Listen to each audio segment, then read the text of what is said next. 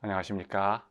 우리 오늘 9주차 3교시 피터 싱어의 동물의 권리 문제를 계속해서 공부해 보겠습니다.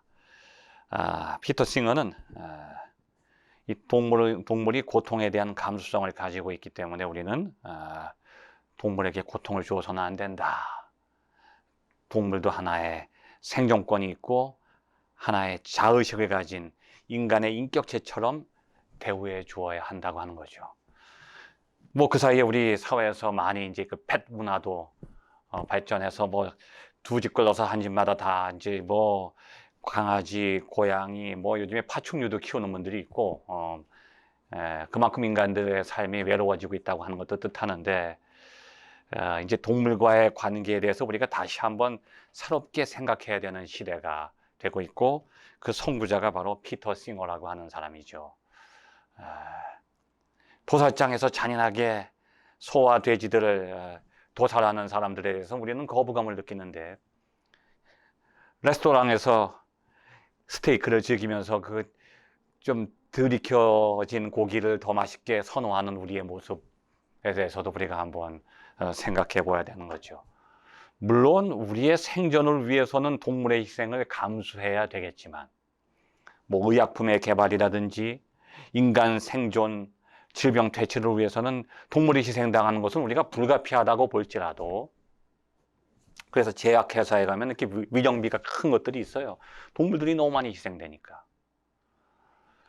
자, 그러나 우리가 쾌락과 만족과 이익을 추구하기 위해서 무분별하게 동물들을 해치는 것은 우리는 반대해야 된다는 거죠. 특히 이제 모피를 선호한다든지 뭐 사냥을 즐긴다든지 이런 것에 대해서 우리가 다시 한번 생각해 봐야 된다는 것입니다.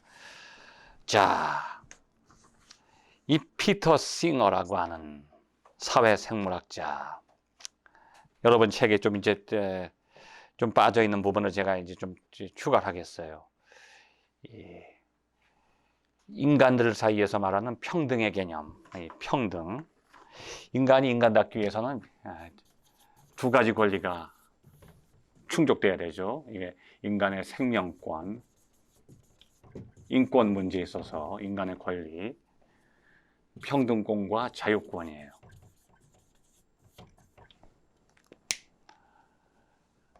자유권이라고 하는 것은 적극적인 능동적인 권리예요. 이게 최대한 자유를 주자지 최대한의 권리를 충족시키는 거죠.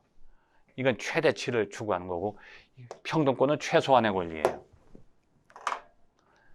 그 최소한 인간을 인간답게 살게 하기 위해서는 인간 사이에 평등이 실현돼야 된다. 그 인간에게 적용되는 평등권의 개념을 동물에게도 적용한 사람이 피터 싱어예요. 그래서 유생인종들, 백인종, 황인종, 흑인종 사이에서의 평등을 강조하듯이 차별을 철폐해야 된다고 강조하듯이 인간과 다른 동물들 사이가 불평등한 관계 속에 있다는 거예요. 이 평등을 실현하자고 하는 거죠. 자, 실제적으로 평등할 수는 없어요. 인간과 동물이 어떻게 똑같이 평등하겠습니까? 모든 면에서 평등하게 대우할 수는 없죠. 권리가 충돌될 때 인간의 권리와 동물의 권리가 충돌될 경우에는 인간의 권리를 당연히 선택해야 되죠. 그런데 인간의 이익과 동물의 권리, 인간이 자기가 기본적인 권리가 아니라 어떤 유익을 취하기 위해서 동물의 권리는 침해하면 안 된다는 의미에서 평등을 강조하는 것이죠. 자, 인정이나 성이 다르다고 도덕적 주의를 부정하면 안 되는 것처럼 동물에게도 인간과 동물 사이에 종이 다르다고 해서 도덕적 지위를 뺏을 수는 없다. 동물들이 인간의 인격적인 위치는 갖지 않았을지라도 도덕적인 차원에서 볼 때는 권리를 지닌다고 하는 것이죠. 제가 이런 것을 언제 경험했냐 하면 지금부터 한 30여 년 전이죠. 그 독일에서 저희 집 근처에 큰 숲이 있었는데 토이토부르고 발트라고 하는데 아마 여러분 이제 영화 글래디에이터 보면 처음에 그 로마군과 그 게르만족이 싸우는 장면이 나오잖아요. 전투 장면. 거기서 영화에서는 로마군이 승리한 것으로 나오지만 뭐 그저께도 해주더라고요. 그 영화 너무 많이 케이블에서 해주는 영화인데 글래디에이터에 러셀 크로 나오는 영화인데 역사적으로는 게르만족에 의해서 로마 군인들이 참패당한 거예요. 이 전술을 사용할 수 없을 정도로 게릴라전을 하기 때문에 숲속에서 막 침범해 오니까 그만큼 그 숲이 낮에도 깜깜하고 어두울 정도로 나무들이 많아요. 제가 이제 그 근처에 집이 있어서 아침마다 조깅을 하는데 하루는 조깅을 하다가 길을 잃어버렸어요. 그래서 그날 밤을 거의 숲속에서 지내고 날씨가 춥지 않아서 다행이지 밤을 숲속에서 지새우고 그 다음날 점심때 돼서야 길을 찾아서 겨우 나올 수 있었어요. 밤이 되니까 길이 안 보이니까. 헨젤과 그레텔의 스토리를 제가 기억한 거예요. 빵이라도 이렇게 땅에 떨어뜨리고 돌이라도 떨어뜨렸으면 찾아올 텐데. 그 밤을 지내면서 이제 뭐 먹을 게 없으니까 어떻게 합니까? 그 숲속에서 아무거나 막 이제 막 그 야생 열매를 따먹는데 뭐 산딸기 같은 건지 지금 정확히 기억이 안 나지만 막 먹는데 저쪽에서 부스럭 소리가 나요. 보니까 토끼가 그걸 먹고 있더라고요. 근데 지금 제가 그걸 먹으려고 하는데 토끼들이 와서 먹고 있는 거예요. 근데 저가 지금 굶주려 있는데 문득 저는 그 생각을 했어요. 저걸 내가 먹어야지 왜 쟤들이 먹나. 저 산딸기를 먹을 권리가 누구에게 있는가. 이런 생각을 문득 하게 됐는데 저의 권리와 동물의 권리가 충돌할 때가 있다는 거예요. 그럼 과연 이 문제를 어떻게 해결할 것인가? 동물들은 자기가 인격체인지도 몰라요. 살 권리가 있다는 것조차도 모릅니다. 근데 인간은 자신의 권리도 알지만 동물의 권리도 알죠. 그래서 인간 편에서 인간과 동물의 충돌 문제를 해결해 줘야 되는 거예요. 피터 싱어의 입장에서는 동물들은 자신들이 어떤 권리를 가졌는지조차도 몰라요. 그런데 인간은 인간의 권리와 동물의 권리를 알고 있기 때문에 인간이 그 동물의 권리를 보호해 줘야 될 책임이 있다는 거죠. 모르는 사람은 책임이 없을 수 있다는 거예요. 알고 있는 존재가 책임을 져야 된다는 거죠. 자, 그 피터 싱어의 이론의 근거는 뭐냐면 공리주의예요. 공리주의. 여러분 많이 들어보셨죠? 공리주의. 그 개인이 아니라 전체 이익을 추구하는 거예요. 모두의 이익. 한 사람의 이익이 아니죠. 벤담과 밀 대표자죠. 벤담은 양적 공리주의. 그냥 양을 최대화시키면은 모두에게 이익이 된다는 거예요. 양을 강조한 사람이고 밀이라고 하는 사람은 질을 강조했어요. 양이 많아서 되는 게 아니에요. 질적으로 이게 이익을 추구해야 된다는 거죠. 무조건 많다고 좋은 게 아니다. 이 공리주의를 피터 싱어가 윤리학에 적용시키고 동물의 권리 문제에 적용시켰어요. 그런데 말을 조금 바꿨는데 어떻게 바꿨냐면 효율적 이타주의라고 그래요. 효율적 이타주의.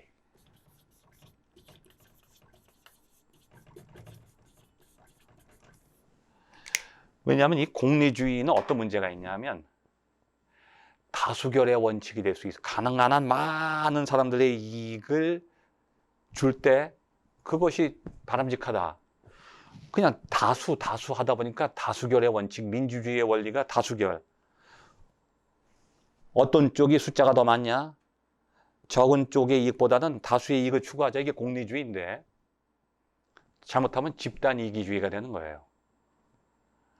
공리주의를 동물과 인간 사이에 적용하다 보면 인간 쪽으로 치우칠 수 있는데 이 공리주의를 조금 수정을 했는데 어떻게 수정했냐면 효율적 이타주의. 자, 한 예를 들면 미국의 시각장애자가 있어요. 시각장애자 한 명을 위해서 시각장애자를 잘 길 안내하는 개를, 이걸 맹인견이라고 그러죠. 길 안내하는 개를 훈련시켜서 제공할 때 그 개를 훈련시키는 비용이 개발도상국에서 400명에서 2,000명에 해당하는 사람들, 거의 최대한으로 2,000명이 실명되지 않도록 방지하는 데 들어가는 비용과 같다는 거예요. 한 사람의 시각장애자를 위해서 개를 훈련시키는 돈이 2,000명이 시각장애인이 안 되게 막을 수 있는 길을 제시하는데 거기 드는 비용과 똑같다는 거죠. 그럼 우리는 어떤 선택을 해야 돼요? 자, 우리는 지금 길을 가다 보면 한 아이가 가는데 차가 막 달려와요. 그 아이를 막 차가 치려고 막 가서 우리는 구해주죠. 이게 아주 귀중한 일이에요.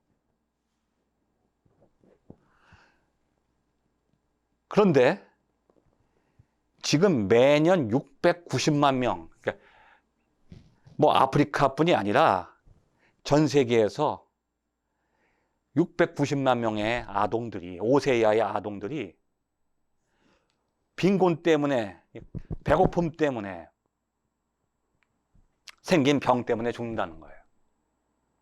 기아 때문에 생긴 병 때문에 690만 명이 죽는데, 자, 우리가 길거리에서 한 아이를 구해주는 것과 다른 아이들이 병 때문에 그렇게 많이 죽는 것. 근데 우리가 가만히 보면 그건 본질적으로는 대등하게 볼 수도 있죠. 그러나 우리가 어떤 생각을 하느냐에 따라서 주어진 것을 가지고, 주어진 비용을 가지고, 주어진 노력을 가지고, 주어진 도덕심을 가지고 더 큰 결정을 할 수도 있다는 거예요. 이게 효율적 이타주의예요. 내가 어떤 것을 향해서 도덕심을 발휘하고 그 권리를 존중해 줄 때 과연 어떻게 결정하는 것이 더 효율적이냐. 이게 효율적 이타주의죠. 자, 모든 생명은 동등한 가치를 가지고 있는데 우리는 그래서 더 많은 가치를 줄 수 있는 그 길을 우리가 선택해야 된다는 거예요. 지금까지는 그냥 우리가 피상적으로 우리의 권리를 가진 입장에서 동물들을 봤는데 이제는 우리가 효율적 이타주의를 동물에도 적용해야 될 때가 왔다고 하는 거죠. 자, 이 피터 싱어의 동물의 권리에 대한 하나의 3가지 선언이 있어요. 그 사람 책에 보면, 여기 책에는 안 나왔는데, 자, 피터 싱어가 자신의 동물권을 가지고 주장했던 그 동물 보호 운동의 3가지 원리가 있죠. 첫 번째 뭐냐? 이것도 좀 기억해 두세요. 기업적인 동물 농장을 해체시키자. 기업적인 동물 농장을 해체시키고 채식주의를 주장하는 것이 첫 번째 이제 싱어의 동물 보호 운동이죠. 이것이 지금 많이 호응을 얻고서 이제 실행되고 있어요. 그 다음에 두 번째는 뭐냐? 스포츠와 오락을 통한 동물 학대 금지라는 거예요. 스포츠와 오락을 통한 동물 학대. 뭐냐면 이게 뭐 사냥이라든지, 물론 낚시로 이제 물고기 잡는 거야. 이건 동물 학대가 아닐 수 있지만, 이런 낚시를 통해서 뭐 큰 동물들을 잡는다든지, 그 뭐 에스키모에도 그런 일들 하잖아요. 이제 저기 물개를 잡아서 이제 그 물론 식용으로 먹기도 하지만, 자, 첫 번째가 기업적인 동물 농장을 해체시키고 채식주의를 반대하는 운동. 그 다음에 두 번째는 스포츠와 오락을 통한 동물 학대를 반대하는 운동. 그 다음에 세 번째는 뭐냐면 과학적 실험을 반대하는 운동이에요. 과학적 실험. 과학적 실험에 있어서도 좀 우리가 신중을 기해서 무분별하게 동물들을 해치지 말자. 이러한 싱어의 동물보호 운동의 이론적인 기초를 제시한 사람이 우리 책에도 나오듯이 칸트예요. 칸트. 이미 오래전이죠. 벌써 17세기, 18세기. 칸트가 뭐라고 그랬냐면 동물들은 수단으로서의 가치가 아니라 본래적 가치를 지닌다.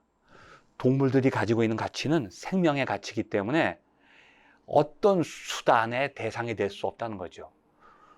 동물들도 그 자체로 하나의 목적을 가지고 있는 것이기 때문에 어떤 수단에 의해서 대상이 될 수 없다고 하는 거죠. 자, 이런 내용을 통해서 우리가 이제 싱어의 이론들을 충분히 잘 공부를 해봤고, 이제 우리가 책으로 들어가서 144페이지 위에서 넷째 줄 보면, 자, 인간의 비교적 작은 이익과 관계되는 동물의 생명과 복지를 비교하여 우리가 결정해야 된다. 이게 효율적 이타주의예요. 인간의 이익을 포기하는 이타주의.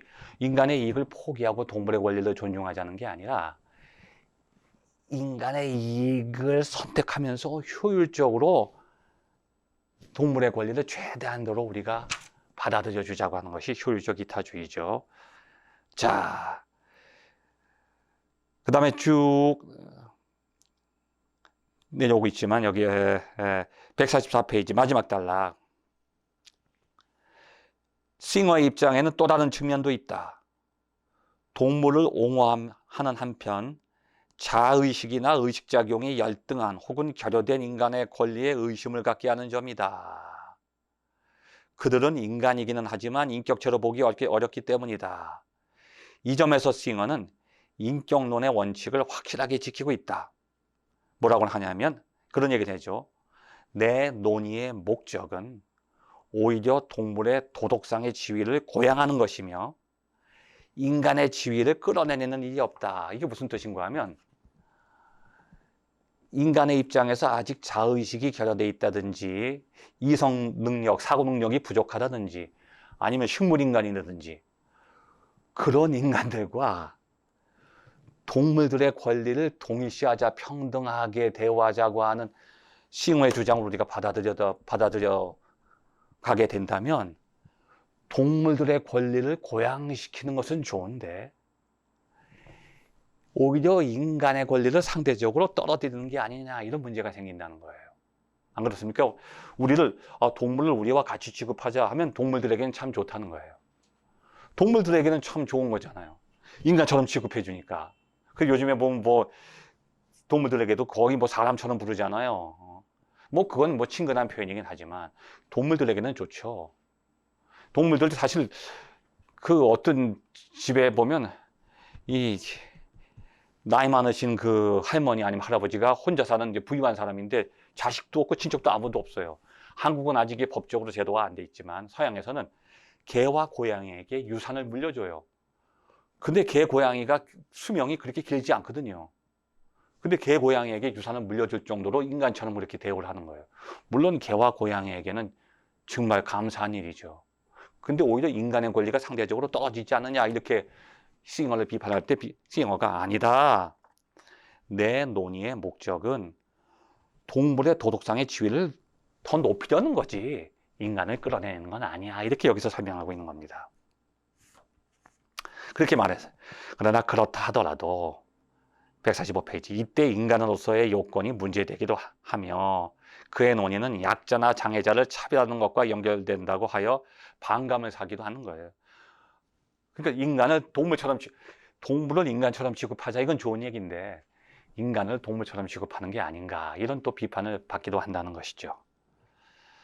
자, 그래서 결론적으로 이제 인간이란 무엇인가 하는 물음은 철학적인 근본 문제다.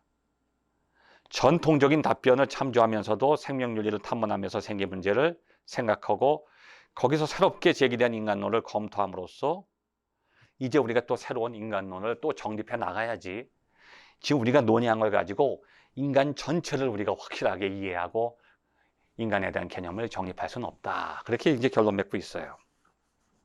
자, 이제 우리 문제로 들어가겠습니다. 8장의 마지막 문제 1.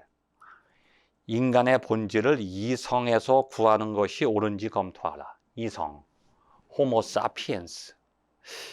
인간의 이성, 인간이 이성적인 존재, 이것이 다른 동물들과 구별되는 것인가? 그렇게 인간을 설명하는 것이 옳은 것인가? 여러분 어떻게 생각하십니까? 전통적인 관점이죠. 고대부터 내려오는. 인간은 생각하는 이성을 가지고 있어. 그래서 인간을 생각하는 이성적인 존재로 보고서 그 이성을 절대시하고 인간의 본질적인 것으로 그렇게 믿었던 것이 바로 계몽주의라고 하는 거예요. 계몽주의. 계몽주의. 그런데 지금 우리는 이 인간의 이성을 절대시하는 계몽주의를 거부하고 있어요. 지금은 포스트 모던 시대예요. 왜 그러냐?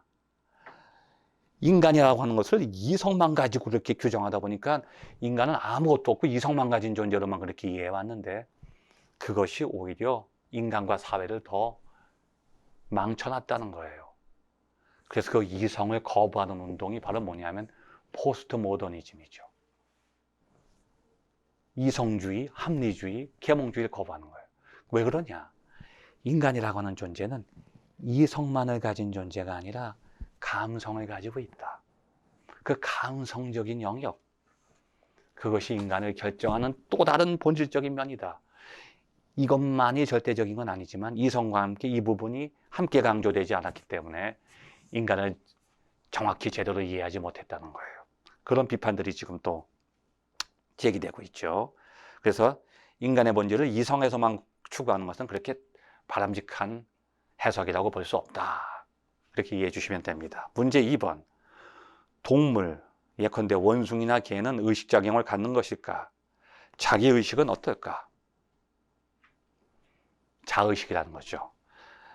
우리가 앞에서 공부했듯이 싱어의 입장은 자의식도 단계가 있다는 거예요. 감각적 자의식, 대상적 자의식. 내가 이렇게 어떤 무엇을 느끼는 의식, 이건 감각적 자의식이고, 그 다음에 밖에 있는 것, 밖에 있는 사물들을 이해하는 대상적 자의식이 있고, 그 다음에 마지막으로는 내가 누구인가를 느끼는 자기의식, 자의식이 있다는 거예요. 근데 원숭이나 개는 감각적 의식, 아니면 원숭이는 대상적 의식까지는 갈 수 있겠죠.